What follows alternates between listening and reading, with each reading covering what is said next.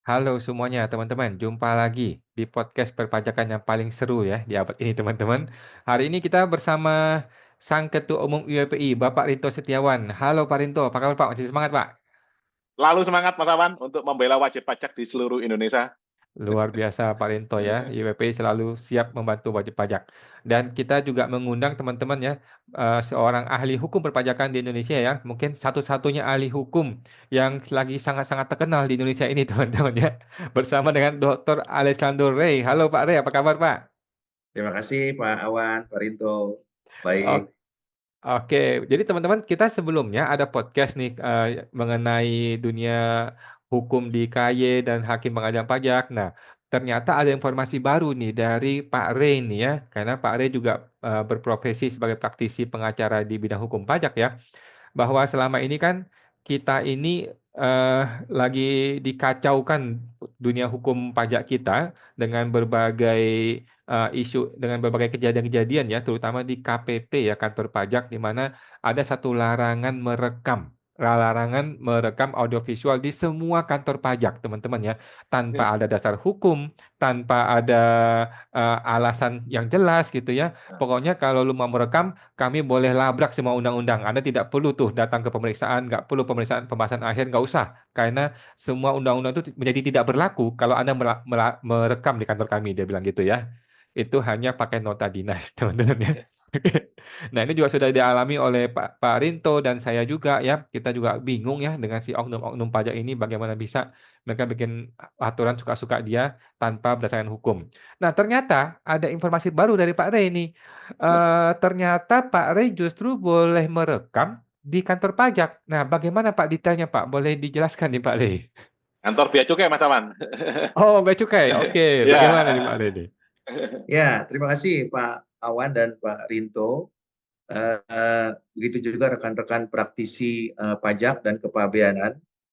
Tentu kita mengetahui bersama bahwa di lingkungan Direktorat Jenderal Pajak itu ada satu nota dinas ya. Eh, saya tidak menyebutkan itu sebagai dasar hukum, tapi satu produk yang namanya nota dinas yang dikeluarkan oleh Dirjen Pajak ya Pak ya. Kalau saya nggak salah, nota dinasnya nomor 1 ya Pak Wan ya, tanggal 17 Januari 2024. Kemudian Ya. ada lagi nota dinas yang kedua itu yang dikeluarkan oleh Kakanwil DJP Jatim 3 ya. Itu kalau saya nggak salah bulan September 2024 ya. Nah, jadi nota dinas tersebut pada pokoknya adalah satu perintah kepada seluruh jajaran pegawai Direktorat Jenderal Pajak untuk melarang pengunjung ya, bukan wajib pajak ya, disebutnya pengunjung yang masuk atau hadir di kantor pajak untuk merekam atau meliput elektronik secara audiovisual. Nah, sehingga dengan demikian, kalau Bapak Ibu hadir di kantor pajak, baik itu di KPP, di Kanwil, di kantor pusat, tentunya tidak boleh melakukan perekaman elektronik audiovisual, ya.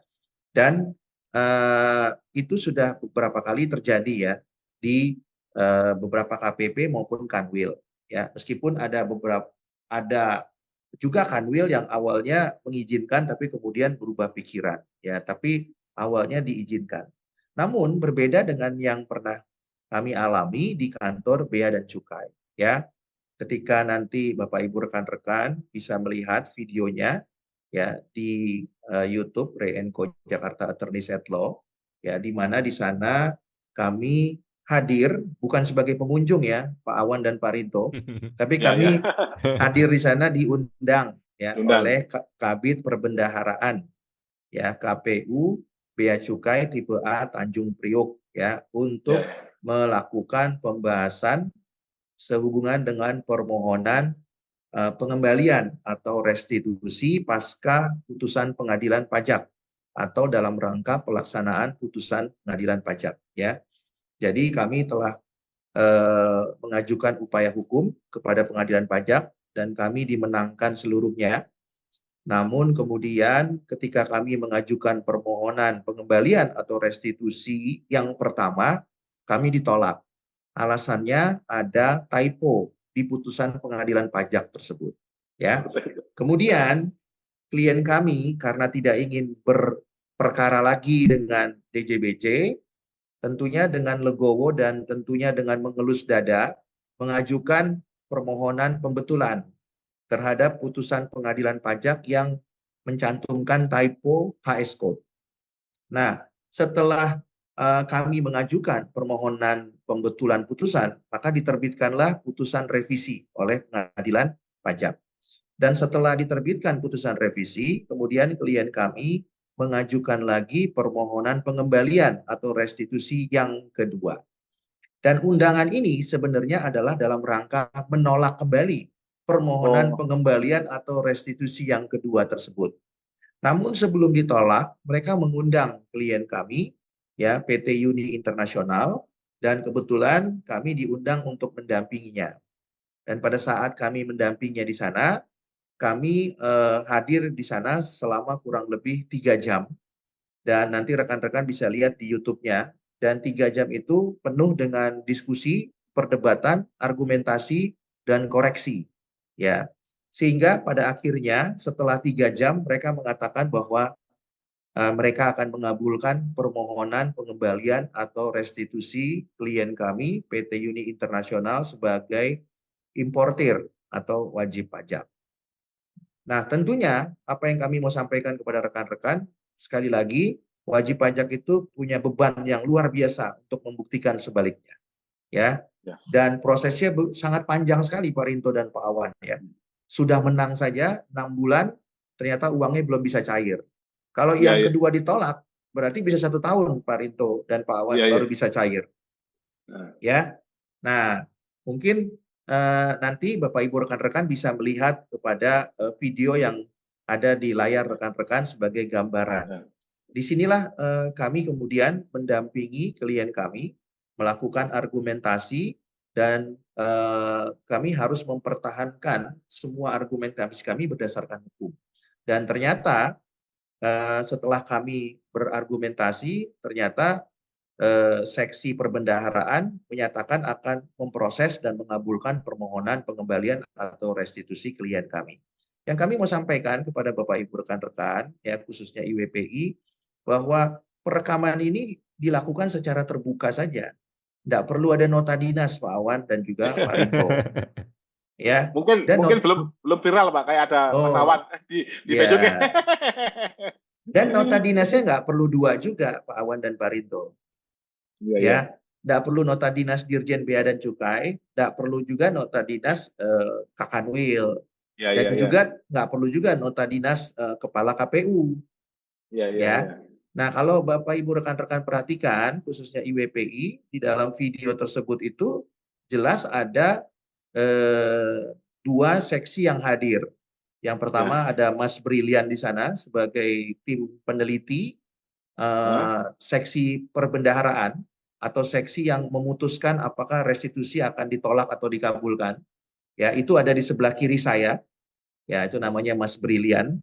Ya, nanti next time kita akan teliti Pak LHKPN-nya. Ya, kenapa awalnya dia menolak, kemudian setelah berdebat kemudian berubah pikiran gitu ya Pak ya. Kemudian di depan saya itu ada Pak First ya. Pak First ini juga adalah seksi maksud saya kepala seksi perbendaharaan atau pimpinan daripada Mas Brilian. Kemudian di sebelahnya Mas Brilian itu ada Pak Rusdi sebagai seksi advokasi bantuan hukum.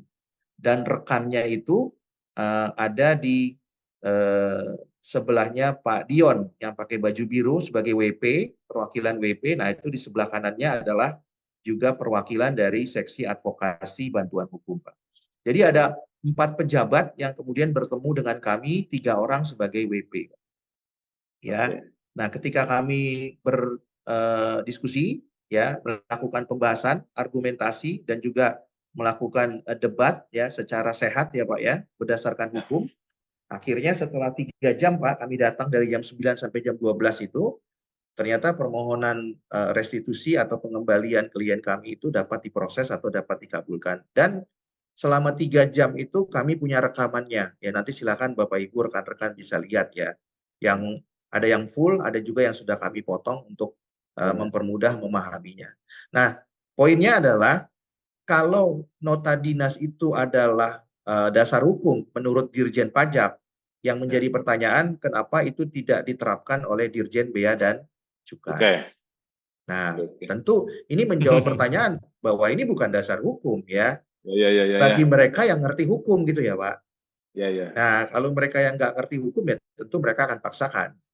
Ya. Tapi bagi yang mengerti hukum, apalagi tadi sudah ada 2 orang hadir Pak dari seksi advokasi bantuan hukum. Ya, jadi berdebat dengan mereka dengan dasar hukum itu mudah Pak. Ya, karena paham hukum Pak. Tapi kalau nggak paham hukum, ya itu beda gitu ya. Nah, ketika kami berdiskusi pertama kali dengan tim peneliti Mas Brilian tadi, yang alumni STAN, ya mungkin pemahaman hukumnya kan belum maksimal. Ya, jadi mereka hanya menjalankan tugas, ya, meneliti, akhirnya menolak begitu ya. Rencananya begitu menolak. Dan mereka sudah tunjukkan draftnya Pak Awan dan Pak Rinto, draftnya penolakan yang kedua. Ya, sudah mau ditunjukin. Nah, artinya kalau ditolak, ya kemudian ya WP harus berjuang lagi Pak, ya, berjuang lagi supaya kemudian mengajukan permohonan pembetulan lagi kepada pengadilan pajak, kemudian mengajukan lagi permohonan restitusi lagi yang ketiga berarti. Nah, saya mengoreksi kepada mereka semua. Satu hal yang paling utama Pak Rinto dan Pak Wan adalah kalau DJBC terus melakukan koreksi putusan, menurut saya ini adalah upaya untuk menunda-nunda atau tidak mau melaksanakan putusan. Dengan sederhananya tidak mau melakukan pembayaran. Maka patut diduga upaya ini adalah upaya untuk menghindar karena beberapa alasan. Misalnya alasan yang pertama, memang KPU Bea Cukai tipe A Tanjung Priuk itu belum capai target Pak Rinto dan Pak Awan. Ya, atau masih shortfall sehingga tidak mau melakukan pembayaran. Yang kedua, patut diduga ini dilakukan supaya kondite pejabat atau kepala kantornya itu tidak mendapatkan rapor merah karena mendapatkan putusan pengadilan pajak yang mengalahkan mereka. Ya kan? Nah, kenapa susah sekali Pak melaksanakan putusan? Menang aja udah susah Pak, luar biasa WP. Ya kan? Kemudian melaksanakan putusan adalah kesusahan yang luar biasa berikutnya, begitu ya. Bayangkan ini persidangan sudah 2 tahun Pak. Untuk melaksanakan eksekusi putusannya sendiri sudah 6 bulan, jadi sudah 2,5 tahun. Nah, kalau ditolak berarti kan 6 bulan lagi Pak, berarti hampir 3 tahun. Ya, nah jadi menurut saya ini adalah upaya yang kemudian diduga ya dilakukan untuk menghindar dari pelaksanaan putusan. Oleh karena itu di waktu yang akan datang kita akan diskusikan dengan IWPI ya kenapa DJBC mempunyai alasan untuk tanda petik ya Pak terus menunda pelaksanaan putusan Pak karena mereka menerbitkan PMK 153 yang di dalamnya itu bisa melaksanakan atau dapat melaksanakan putusan Pak sampai 10 tahun. Nah, ini yang luar biasa. Padahal PMK itu menurut saya itu bertentangan dengan Undang-Undang Pengadilan Pajak. Jelas di pasal 88 Undang-Undang Pengadilan Pajak sebagai hukum acara peradilan pajak disebutkan bahwa putusan pengadilan pajak itu harus dilaksanakan paling lama 30 hari, Pak. Ya. Tapi kemudian terbit PMK 153 ya, yang kemudian itu menjadi dasar mereka untuk bisa menolak. Padahal yang ditolak itu alasannya cuma typo, Pak. Yang pertama itu typo HS code, kedua adalah typo mengenai jenis barang. Ya. Nah, namun demikian putusan pengadilan itu sebenarnya mencantumkan amar yang sempurna. Jadi amar putusannya semuanya betul. Yang ada typo itu hanya di dalamnya saja. Karena mungkin putusan perkaranya sangat banyak ya Pak. Jadi oleh karena itu panitranya itu mungkin ada typo. Nah, tapi amarnya semuanya betul. Nah, menjadi menarik untuk diteliti lebih lanjut ya khususnya oleh IWPI ya. Ketika DJBC kalah, salah satu alasan untuk menunda pelaksanaan putusan adalah mengoreksi typo. Tapi kalau DJBC-nya menang, putusannya itu mengalahkan WP, meskipun ada typo, DJBC nggak pusing, Pak. Kenapa? Karena alasan mereka untuk tidak mau melakukan pembayaran adalah karena ada typo di putusan pengadilan pajak, Pak. Dan itu dan itu harus memenangkan WP dan mengalahkan DJBC. Ya, tapi kalau putusannya itu memenangkan WP, Pak, meskipun ada kesalahan, menurut kami, mereka nggak pusing, Pak, ya, untuk melakukan pembetulan. Ya, karena kan uangnya sudah masuk duluan, Pak Re. Nah, itu dia, Pak Rinto. Ya, jadi harusnya, Pak, kalau kita bicara hukum acara peradilan pajak, pasal 66 ayat 1 huruf C, Undang-Undang Pengadilan Pajak, meskipun WP kalah atau menang, ketika ada salah tulis atau salah hitung, maka harusnya dibetulkan melalui sidang pemeriksaan dan sidang pengucapan. Tapi ini tidak dilakukan kalau mereka menang. Tapi kalau mereka kalah, Pak, bisa mereka koreksi. Mungkin mereka koreksi bisa halaman per halaman. Sekarang halaman 20 dulu, besok halaman 30 dulu. Karena yang menarik adalah mereka tidak melakukan penolakan itu dengan alasan sekaligus, Pak. Tadi saya katakan penolakan pertama itu karena typo HS code. Nah, yang kedua, potensi untuk ditolaknya karena alasan typo jenis barang. Pertanyaannya, kenapa mereka tidak sampaikan sekaligus pada saat penolakan yang pertama? Ya, kenapa dicicil begini, Pak? Nah, apakah ini indikasi untuk tidak mau melakukan atau melaksanakan putusan? Ya, atau tidak mau melakukan pembayaran? Ya, nah ini yang jadi persoalan, Pak, ya. Nah, jadi lain waktu kita akan membahas mengenai itu, tapi yang saya mau katakan adalah di kantor Bea dan Cukai, khususnya tipe A Tanjung Priok, semuanya dibuka dan terbuka untuk umum, Pak, ya, karena itu adalah tempat atau layanan publik, ya. Nah, berbeda dengan DJP yang juga merupakan layanan publik, tapi banyak sekali nota dinas di situ. Nah, itulah perbedaannya, ya. Nah, saya pikir ini sudah waktunya Dirjen Pajak mungkin belajar dari Dirjen Bea dan Cukai. Nah, mengenai hal ini ya, Pak Rinto dan Pak Wan, mengenai hal ini. Tapi jangan mengenai hal yang 10 tahun pelaksanaan putusan, Pak. Karena kalau mengenai pelaksanaan putusan, saya rasa DJP lebih baik. Dia bisa melaksanakannya dalam waktu 30 hari. Dan itu pernah kami lalui juga, begitu ya, pernah kami alami juga, ya. Nah, tapi kalau mengenai transparansi, saya pikir DJP harus belajar kepada DJBC, ya. Nah, tapi kalau berkaitan dengan pelaksanaan putusan, saya pikir DJBC harus belajar dari DJP. Begitu Pak Wan dan Pak Rinto. Wah, luar biasa ya. Ngomong-ngomong, Pak Rinto masih ingat nggak ada kesalahan typo dari kasusnya PT Arion yang tahun 2018-2019 itu loh? Iya, betul lah. Itu Bapak protes nggak ke pengadilan? Terus jawabannya mereka apa? Ya, itu typonya di ini ya, Mas. Apa LHP-nya, Mas? LBHP sama SPHP-nya. Nah, terus apakah mereka membetulkan atau enggak? Kita lagi upaya, Mas, permohonan pembetulan putusan. Sekarang lagi upaya itu, Mas Awan, permohonan pembetulan putusan. Maksudnya di DJP-nya kan, DJP-nya salah kan? Oh iya, DJP-nya tidak mau membetulkan. Jadi kalau mereka menang tidak perlu dibetulkan. Tapi kalau mereka kalah, dia cari satu persatu typo-nya dibetulin. Iya. Iya. Nah, ini saya mau tambahkan sedikit Pak Wan dan Pak Rinto ya. Ini perbedaan yang signifikan antara perkara kepabeanan cukai dan pajak ya. Jadi kalau kita tahu, kalau kita menangani perkara pajak, yang dimaksud dengan prosedur itu kan tahapan-tahapan. Misalnya prosedur pemeriksaan ya, tidak menyampaikan SP2L, tidak menyampaikan SPHP, tidak melakukan pembahasan. Itu adalah tahapan-tahapan, prosedur namanya. Tapi pengertian prosedur di kepabeanan itu agak berbeda. Ya. Jadi misalnya tidak memberikan check mark atau centrang, itu dianggap prosedur. Ya, tidak menuliskan dengan lengkap itu dianggap prosedur. Jadi banyak sekali kasus PIB yang dikoreksi karena tidak lengkap menyampaikan sesuatu informasi di dalam PIB. Padahal kalau di perkara pajak itu adalah hal-hal yang tidak material. Itu hal-hal yang sifatnya hanya minor saja, tidak substantif. Tapi di kepabeanan itu menjadi dianggap prosedural. Ya. Nah, sehingga perkara kepabeanan itu menurut saya itu jauh daripada pembuktian kebenaran material. Karena pembuktian kebenaran material itu adalah mencari kebenaran yang sesungguhnya, bukan kebenaran formil. Kalau kebenaran formil itu kan kebenaran di atas kertas. Jadi misalnya dia lupa mencentrang nomor SKA misalnya, surat keterangan asal barang atau COO. Nah, Tapi secara material bisa dibuktikan bahwa barang itu memang berasal dari Malaysia.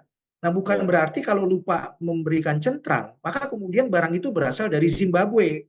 Kan nggak begitu gitu loh, Iya, Pak. iya.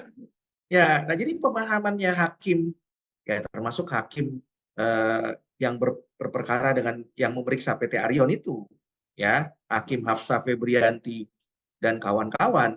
Jadi pengertian prosedural itu sudah masuk ke dalam ranah typo. Nah, ini luar biasa sekali. Beda dengan masalah perkara pajak, ya. Kalau hal-hal yang sifatnya typo di pajak itu tidak substantif, gitu ya. Iya, iya. Ya, karena apa? Karena tidak material dan itu bisa dibuktikan. Tetapi kalau di perkara kepabeanan, termasuk perkara klien kami PT Uni Internasional, itu perkara yang sangatlah formil, sangatlah tidak substantif, kemudian dijadikan alasan untuk menunda pelaksanaan Iya. putusan, ya. Nah, menurut kami ke depannya UEPI harus lebih banyak lagi menggali apa sih disparitas antara perkara pajak dan perkara kepabeanan, Bayanan. ya dalam konteks pemahaman prosedur atau tahapan dan juga dalam konteks pelaksanaan putusan. Begitu Pak Awan dan Pak Rinto. Oke, luar biasa. Terima kasih Oke. Pak Rey atas informasinya dan pemaparannya. Kita jadi belajar banyak teman-teman ya seputar pengajaran pajak ya. Sebuah ilmu yang sulit sekali didapatkan ya. Ini hanya ilmu yang bisa didapatkan dari pengalaman teman-teman ya. Ya. Bukan dari berefek, bukan dari kuliah hukum. Iya. Oke, terima kasih Pak Ya. Rinto, terima kasih Pak Rey. Kita jumpa lagi di Ya. podcast berikutnya Pak. Terima kasih banyak. Oke, Ya, terima sama-sama, kasih Mas. Pak Awan, Pak Rinto.